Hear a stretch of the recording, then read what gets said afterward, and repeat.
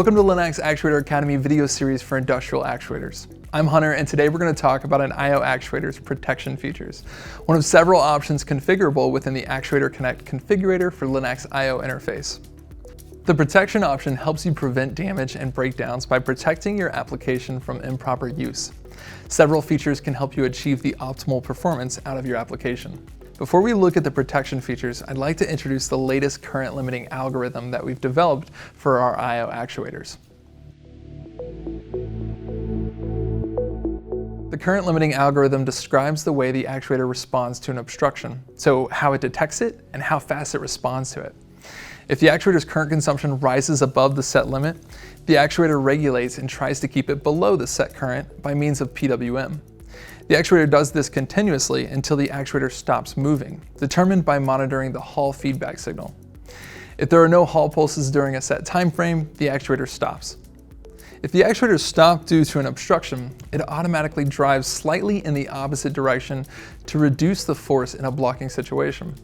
The reverse drive distance depends on the chosen spindle type in the actuator.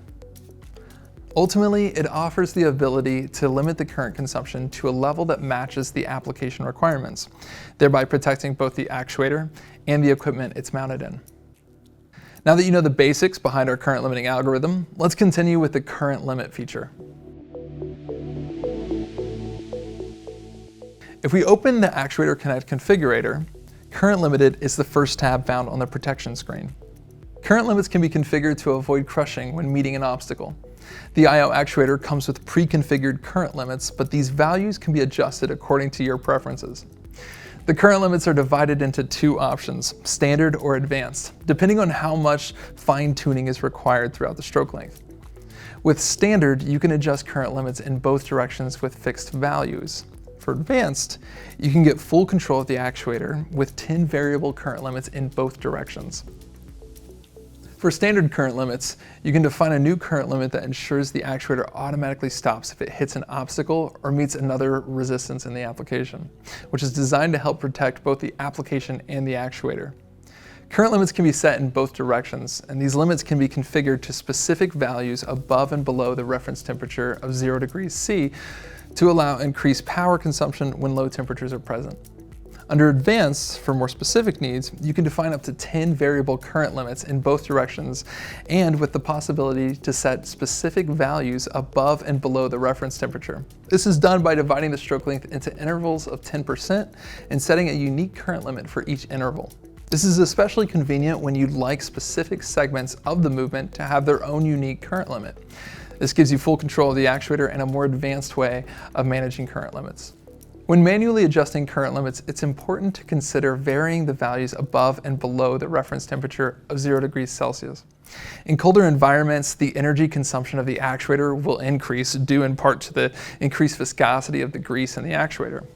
To ensure maximum performance and avoid an unintended current cutoff from a cold start scenario, it's recommended to take this into consideration when adjusting the current limits. Keep in mind that the current limits are not intended for use as a general stop function, since this can stress the mechanics and reduce performance over time. Linux also offers start and stop settings like ramp up and ramp down as an alternative to instant stop. With ramp up and ramp down, the actuator slowly accelerates to full speed when starting movement or slowly decelerates from full speed when stopping. With this feature, you avoid bouncing and achieve smooth operation.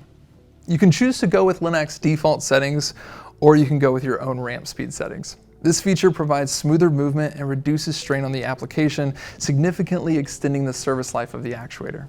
Traditionally, soft stop occurred after the signal had been removed, and it would continue to run. As an extended feature, you can now choose ramp down towards an end stop, which ensures that the actuator always decelerates directly to the physical or virtual stop. In some cases, there may be external factors that need to be in place before the actuator can run.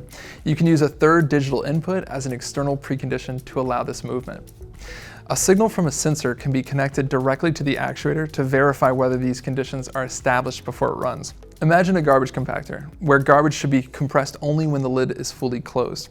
Here, one actuator could be used to open and close the lid, and the in-stop signal from the lid actuator could be used as a run condition for the second actuator that compresses the garbage. Solutions like this can reduce the complexity of your PLC, and in some applications could potentially save you extra components. The last feature is sleep mode. Sleep mode functionality is developed for battery-powered applications where the actuator can go to sleep when not in use. Basically, it shuts down the computer to reduce the standby power consumption by up to 90%. If you have designed your application in a way where you depend on the position of the actuator, the digital feedback circuit can remain activated.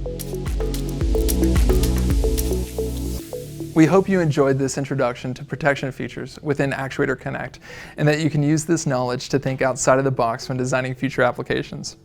If you have any questions about Linac I/O actuators or the options that come with them, feel free to contact your local Linac office. Thanks for watching.